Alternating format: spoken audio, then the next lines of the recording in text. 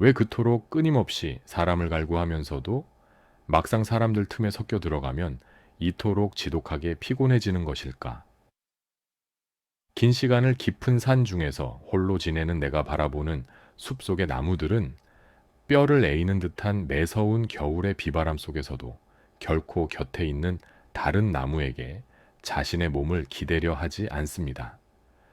타인의 시선이나 거친 환경에 휘둘리지 않고 묵묵히 그리고 완전하게 자기만의 뿌리를 깊은 땅 속으로 내리는 그 늠름한 모습 속에 우리가 평생을 찾아 헤매던 평안의 해답이 조용히 숨어 있을 수 있습니다.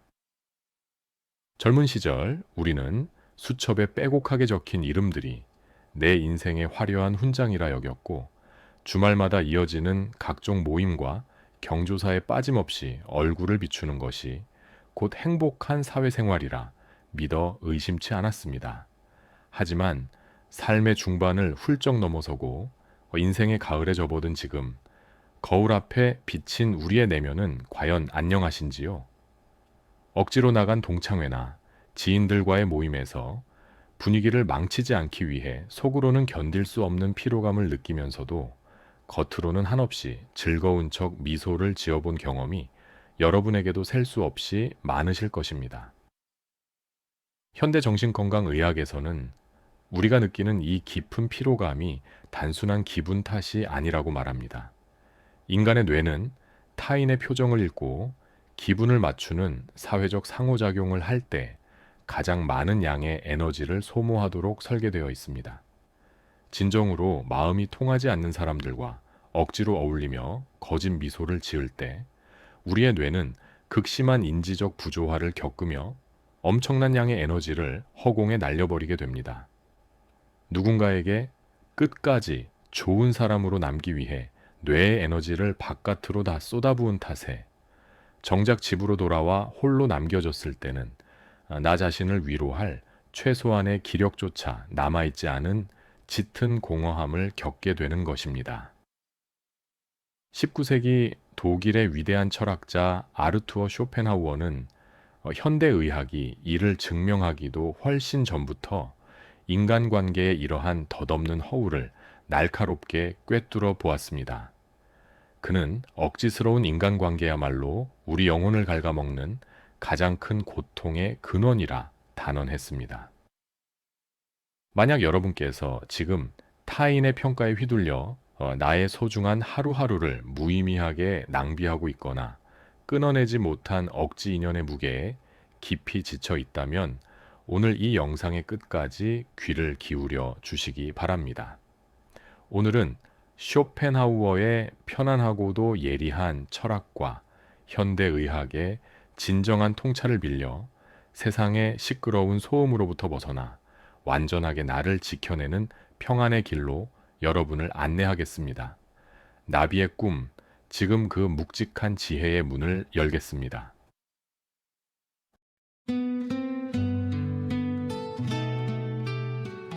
우리가 맺고 있는 수많은 인간관계의 이면을 가만히 들여다보면 그 안에는 참으로 서글픈 모순이 자리 잡고 있습니다.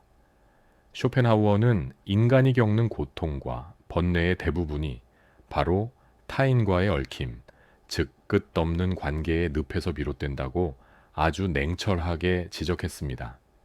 그는 인생의 지침서에서 우리는 다른 사람들과 같아지기 위해 혹은 그들의 무리에 자연스럽게 섞여 들어가기 위해 우리 자신의 4분의 3을 기꺼이 내버려야 한다고 말합니다. 우리는 사회라는 거대한 테두리 안에서 살아남기 위해 나의 진정한 취향이나 편안한 감정들을 마음속 깊은 곳에 억눌러 둔 채 타인의 기준과 시선에 나를 억지로 끼워 맞추며 살아갑니다. 상대방의 지루한 자랑이나 끝없는 불평불만을 들어주면서도 차마 그 자리를 박차고 일어서지 못한 채 무의미한 맞장구를 쳐본 경험이 누구에게나 있을 것입니다. 남들의 시선에 맞추어 나를 끊임없이 깎아내고 화려하게 포장하는 그 고단한 과정 속에서 우리는 정작 내가 무엇을 원하고 언제 마음이 평화로운지조차 까마득하게 잊어버리고 맙니다. 그런데 우리가 남의 비위를 맞추며 억지 웃음을 지을 때 우리 몸속에서는 아주 치명적인 변화가 일어난다는 사실을 알고 계십니까? 현대 정신의학 연구에 따르면 내가 원하지 않는 감정을 억지로 꾸며낼 때 우리 뇌 편도체는 이를 생존에 대한 위협으로 받아들입니다. 타인의 무례한 간섭을 참고 나를 깎아내리는 말에 애써 웃어넘길 때마다 우리 뇌는 극도의 경계 태세를 취하며 코르티솔이라는 스트레스 호르몬을 마구 뿜어냅니다. 이 호르몬이 혈관을 타고 온몸을 돌게 되면 심장 박동이 빨라지고 혈압이 상승하며 면역력이 급격하게 떨어지게 됩니다. 즉, 밖에서 사람들을 만나고 돌아오는 길에 충만함보다는 기가 다 빨린 듯한 지독한 피로감을 느끼는 이유는 단순히 여러분의 체력이 약해져서가 아닙니다. 그것은 억지스러운 관계 속에서 뿜어져 나온 독성 호르몬이 여러분의 신경을 마비시키고 신체를 직접적으로 공격하고 있다는 명백한 의학적 경고인 것입니다. 이러한 인간관계의 필연적인 고통과 딜레마를 설명하기 위해 쇼펜하우어는 자신의 저서에서 그 유명한 고슴도치들의 우화를 들려줍니다. 살을 에이는 듯한 매서운 눈보라가 몰아치는 추운 겨울날, 얼어 죽지 않기 위해 고슴도치들은 서로의 천을 나누고자 바짝 달라붙습니다. 하지만 거리가 가까워지고 서로의 몸이 맞닿을수록 각자의 몸에 도단한 날카로운 가시가 상대방의 연약한 살을 무참히 찌르고 맙니다. 살을 파고드는 가시의 고통을 견디지 못한 고슴도치들은 놀라서 다시 떨어지지만 이내 뼈가 시리도록 차가운 겨울바람을 견디지 못하고 또다시 서로에게 다가갑니다. 온기를 얻으려니 가시가 아프고 가시의 고통을 피해 떨어지자니 얼어 죽을 것 같은 지독한 추위가 몰려옵니다. 결국 고슴도치들은 다가섬과 물러섬의 고통스러운 과정을 수없이 반복하며 무수한 상처를 입은 끝에 서로에게 치명적인 상처를 주지 않으면서도 아주 약간의 온기만 나눌 수 있는 적당하고도 안전한 거리를 마침내 찾아내게 됩니다. 쇼펜하우어는 우리가 맺는 인간관계의 본질이 바로 이 고슴도치들의 슬픈 생존 방식과 조금도 다르지 않다고 보았습니다. 내면이 빈곤하고 스스로를 채울 생각의 힘이 부족할수록 우리는 고독이라는 겨울바람을 견디지 못하고 외로움을 잊기 위해 타인의 곁으로 맹렬하게 다가가려 합니다. 하지만 준비되지 않은 만남 속에서 우리에게 돌아오는 것은 선을 넘는 무례한 간섭과 얄팍한 질투라는 가시뿐입니다. 가족이라는 이유로 혹은 수십 년을 알고 지낸 오랜 친구라는 이유로 서로의 삶에 너무 깊숙이 관여하려 들고 걱정이라는 예쁜 포장지를 씌워 나의 기대를 강요합니다. 그럴 때마다 상대방의 가시가 내 가슴을 찌르고 내 몸속에서는 어김없이 스트레스 호르몬이 솟구쳐 올라 나의 평안을 처참하게 파괴하는 것입니다. 결국에는 여러분이 지금 느끼는 그 깊은 외로움이나 관계에 대한 짙은 회의감은 결코 여러분이 인간관계에 실패해서 찾아온 것이 아닙니다. 그것은 평생을 남에게 맞추며 사느라 정작 나와 평안하게 노는 법을 잊어버린 대가이며 이제는 내 몸과 마음을 파괴하는 타인의 천에 의존하지 않고도 스스로 싸늘한 겨울바람을 굳건하게 이겨내야 할 때가 왔다는 강력한 신호입니다. 더 이상 무의미한 말들이 가득한 모임에서 억지 웃음을 팔며 스스로를 병들게 하는 일은 멈추어야 합니다.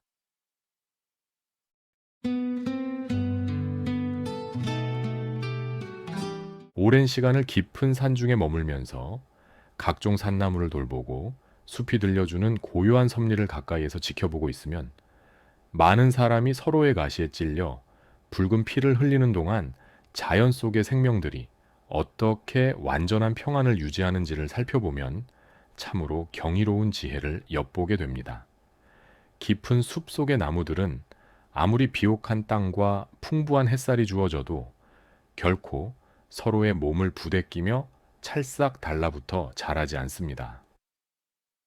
만약 어린 묘목들이 너무 가까운 곳에 뿌리를 내리게 되면 땅 속에서는 한정된 수분을 차지하기 위해 뿌리가 무자비하게 엉키고 부러지며 위로는 서로의 나무잎이 햇빛을 가려 결국 두 나무 모두 숨이 막혀 시들어버리고 맙니다.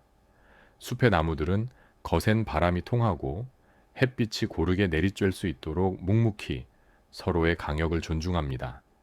말하자면 서로 간의 적당한 거리가 유지되어야만 비로소 각자의 뿌리를 땅속 깊은 곳까지 뻗어내려 어떤 모진 비바람이 몰아쳐도 흔들림 없이 자신의 자리를 지켜낼 수 있는 것입니다. 숲속 생활의 일상으로 산을 돌아다녀 보면 굵은 나무 기둥을 칭칭 감고 올라가는 칠넝쿨이나 억센 덩굴 식물들을 흔하게 마주치게 됩니다. 그런 모습은 언뜻 보기엔 마치 나무를 다정하게 감싸 안고 의지하는 것처럼 보이지만 그대로 방치하면 덩굴은 나무의 진액을 빨아먹고 결국 나무 전체를 덮어버려 생명의 근원인 햇빛마저 가로막습니다. 우리 인간관계 속에도 이 덩굴 같은 인연들이 분명히 존재합니다. 친분과 걱정이라는 달콤한 이름으로 내 삶에 얽혀들어와 끊임없이 불평불만을 늘어놓으며 나의 소중한 에너지를 송두리째 빨아먹는 사람들 말입니다. 이런 억지 인연의 덩굴을 단호하게 걷어내지 않으면 결국 내 영혼의 나무는 숨을 쉬지 못하고 서서히 시들어갈 것입니다. 그렇다면 이 지독한 덩굴들을 과감하게 잘라내고 타인과의 연락을 끊은 채 혼자만의 텅, 빈 고독 속으로 들어갈 때 우리 몸에서는 어떤 일이 일어날까요? 현대 뇌과학은 이 놀라운 회복의 과정을 디폴트 모드 네트워크, 즉 뇌의 기본 모드 신경망이라는 개념으로 완벽하게 설명해냅니다. 우리가 억지스러운 모임을 박차고 나와 조용한 방이나 고요한 숲속에서 아무것도 하지 않은 채 완전한 침묵을 지킬 때 우리의 뇌는 결코 멈춰 있는 것이 아닙니다. 오히려 그 고독의 찰나에 뇌의 가장 깊은 곳에 있는 치유의 스위치가 켜지며 타인에게 시달리며 손상되었던 신경망을 복구하고 피로에 찌들어 조각났던 자아를 다시 하나로 편안하게 융합하는 엄청난 정화작용이 시작됩니다.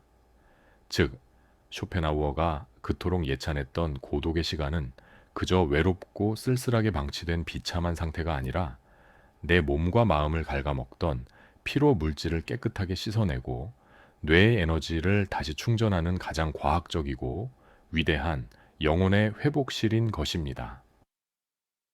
쇼펜하우어는 진정한 평안이란 밖에서 화려한 기쁨을 찾아 헤매는 것이 아니라 내 마음을 어지럽히는 고통과 소음들을 하나씩 덜어내는 과정이라고 가르쳐 줍니다.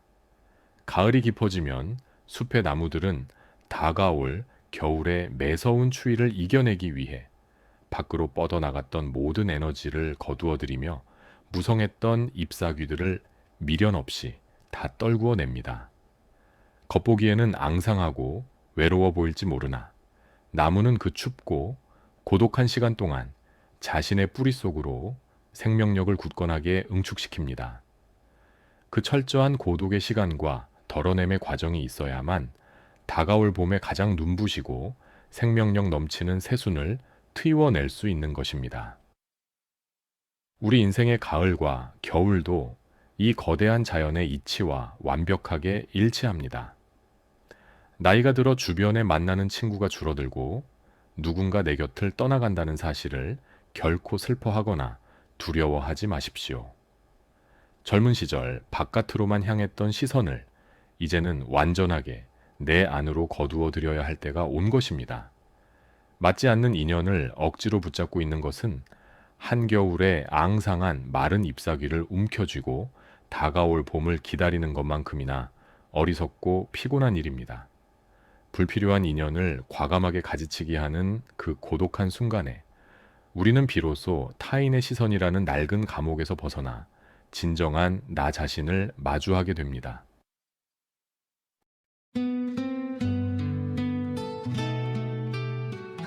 오늘 우리는 쇼펜하우어의 예리한 철학과 현대 뇌과학의 명백한 검증을 통해 억지스러운 인간관계의 짙은 피로에서 벗어나 나를 완전하게 지키는 법에 대해 함께 생각해 보았습니다.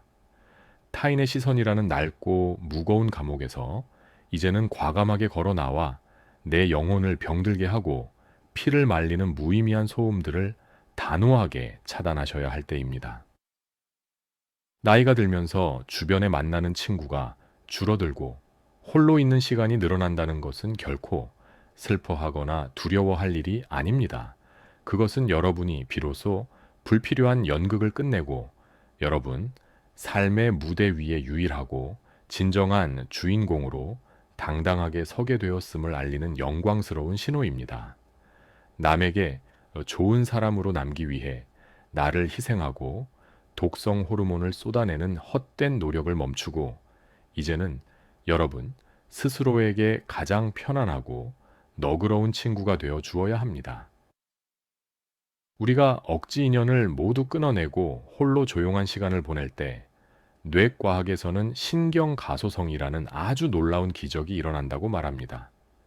인간의 뇌는 고정된 덩어리가 아니라 우리가 무엇에 집중하느냐에 따라 스스로 뇌세포의 연결망을 새롭게 재설계하는 능력을 가지고 있습니다.